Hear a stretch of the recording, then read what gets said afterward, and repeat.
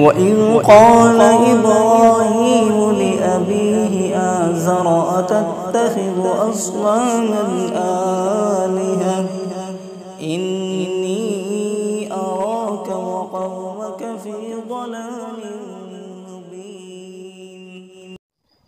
औज़ु बिल्लाहि मिनश शैतानिर रजीम। बिस्मिल्लाहिर रहमानिर रहीम।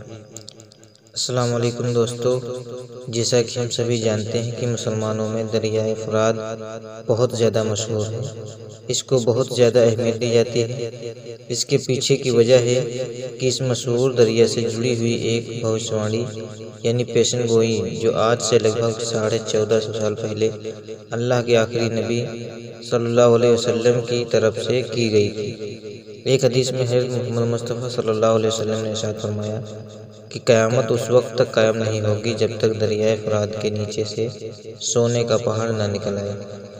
इसके लिए जंग होगी और हर 100 में से 99 लोग कत्ल किए जाएंगे और उनमें से हर कोई यही सोचेगा कि शायद वो बच जाए। इतना ही नहीं, एक और हदीस में यह भी मिलता है कि पैगंबर इस्लाम ने कहा था कि करीब एक दरियाए फ़ुरात खुश्क होकर सोने के खजानों को जाहिर कर दे। तुम में से जो भी उस वक्त तक मौजूद हो उसमें से हरगिज़ कुछ न ले। इन सारी हदीसों से पता चलता है कि क़यामत की कुछ बड़ी निशानियों में से एक निशानी न सिर्फ दरियाए फ़ुरात का खुश्क होना है बल्कि इसके अंदर से सोने के खजानों का भी जाहिर होना है। मगर याद रहे, साथ ही साथ वार्निंग भी दी गई है कि जो भी उस वक्त में मौजूद हो उस खजाने से भी कुछ न ले। मगर दोस्तों, कुछ सवाल यही है कि अगर ये दरियाए फ़ुरात है, आखिर ये दरियाए फ़ुरात क्या है, इतना ज़्यादा ख़ास क्यों माना जाता है और क्या सच में इसके अंदर से सोना निकलना शुरू हो गया है? जैसा कि हम देखते हैं कि हम पिछले कुछ वक्त से सोशल मीडिया पर लोगों की तरफ से अलग अलग तरह के दावे किए जा रहे हैं। लोग ये दावा कर रहे हैं कि दरिया न सिर्फ खुश्क हो चुका है बल्कि उसके अंदर से हज़ारों साल पुराना एक शहर भी ढूंढ लिया गया है और उसे उस शहर के अंदर सोना निकल रहा है, जिसको लोग बड़ी तेज़ी के साथ निकाल रहे हैं। साथ ही साथ बहुत से लोग ये भी दावा कर रहे हैं कि हदीस में जिस सोने की बात की गई है उस सोने से मुराद असल सोना नहीं है बल्कि तेल मुराद है, क्योंकि तेल ऑयल भी आज की कीमत के बारे में सोने से कम नहीं है। तो चलिए आज के इस छोटी सी वीडियो में इन सारे मामलों से जुड़ी हुई न सिर्फ उसकी सच्चाई जाने कोशिश करते हैं बल्कि साथ ही साथ दरियाए फ़ुरात से जुड़े हुए अपने सारे सवाल को जानते हैं। दोस्तों, दरिया फ़ुरात लगभग 2780 किलोमीटर लंबा बताया जा रहा है। इस हिसाब से ये पूरे एशिया का 15 और जबकि वेस्टर्न का एक सबसे बड़ा दरिया है। वैसे तो दरिया फ़ुरात ऊपर से सिर्फ 3 ही देशों में मौजूद है, जो कि तुर्की से शुरू होता है, फिर सीरिया में इंटर होता है और इराक को पार करता हुआ पर्शियन गल्फ में गिर जाता है। मगर दोस्तों, दरियाए फ़ुरात का जो तरीन एरिया है वो बहुत ही ज़्यादा बड़ा है और इस हिसाब से अब ये 6 देशों को अपने अंदर ले लेता है, जिसमें तुर्की, सीरिया और इराक के अलावा सऊदी अरब, ईरान और कुवैत भी शामिल है। आज के इस दौर में इसका ज़्यादातर इलाका एक दरिया कम बल्कि दलदली इलाका ज़्यादा लगता है।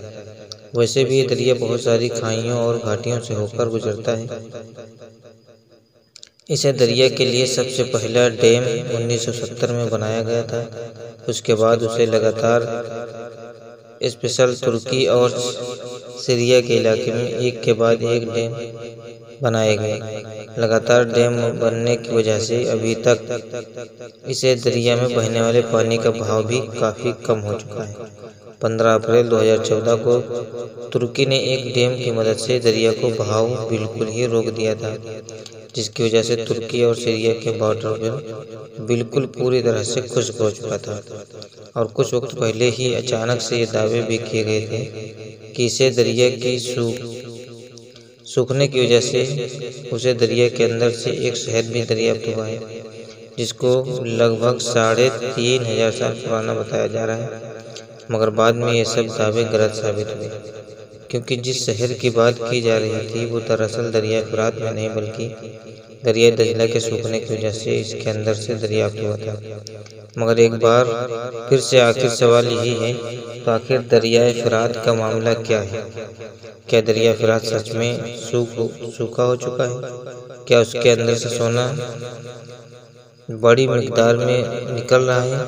उसके अंदर से सोना निकाल रहे हैं? तो सबसे पहले मैं आपको बता दूं कि दरिया फुरात के पानी का बहाव भले ही बड़ी तेजी से कम हो, मगर अभी भी ये पूरी तरह से सूखा नहीं है। जहाँ तक मामला सोने का है, जो हमेशा से बहुत ज़्यादा डिमांड में रहा है, तो मैं आपको बता दूं कि वैसे तो एक लंबे वक्त से दरिया फुरात के बाद बहुत सारे अलग अलग किनारों पर बहुत सारे लोगों की तरफ से सोना ढूंढने और बहुत सारे लोगों की तरफ से सोना मिलने के दावे किए हैं, मगर बाद में उन सारे दावों की सही तरीके से तस्दीक नहीं की जा सकी। कुछ हिस्टोरिकल रिकॉर्ड के मुताबिक पुराने दौर में दरिया फुरात के आसपास के इलाके में सोने के खाली खाने हुआ करती थी। कुछ एक्सपर्ट मानते हैं कि बहुत मुमकिन है कि आज के दौर में बहुत सारे लोगों को दरिया फुरात के आसपास के इलाके से सोना मिलने की खबरें आती हैं। वो शायद उन्हीं खानों से निकलता हो। हालांकि दोस्तों, नए दौर में भी सीरिया के एस्टर इलाके में वक्त वक्त पर सोना निकालने का काम किया जाता है। ये सोना निकालने का काम वहाँ के लोकल देहाती लोग करते हैं, मगर जाहिर है ये सोना बहुत ही कम मात्रा में यानी कि बहुत कम रफ्तार में पाया जाता है। यानी अभी भी ज़्यादातर एक्सपर्ट यही मानते हैं कि अभी तक इस तरह के कोई सबूत नहीं मिले हैं जो इस बात की तरफ इशारा करते हों कि दरिया फुरात के अंदर बहुत ही बड़ी तादाद में सोना पाया जाता है या फिर उसके अंदर सोने का बहुत बड़ा पहाड़ मौजूद है। मगर फिर सवाल यही होता है कि अगर एक्सपर्ट की ये बात मान भी ली जाए कि दरिया फुरात के अंदर सोने के पहाड़ मौजूद नहीं है, क़यामत की निशानी के तौर पर हदीस शरीफ में किस सोने के पहाड़ की बात की गई है, इसलिए कुछ स्कॉलर से ये भी मानते हैं कि शायद वो जिस सोने की बात कर रहे हों वो दरअसल असली सोना नहीं बल्कि उस सोने से तेल मुराद है, जो तेल आज की इस दुनिया में यानी नई दुनिया में कीमत या अहमियत के मामले में किसी सोने से कम नहीं है। दोस्तों, आज की वीडियो बस इतनी ही। अगर कुछ जानकारी मिली हो तो लाइक और सब्सक्राइब जरूर कीजिएगा। अल्लाह हाफ़िज़।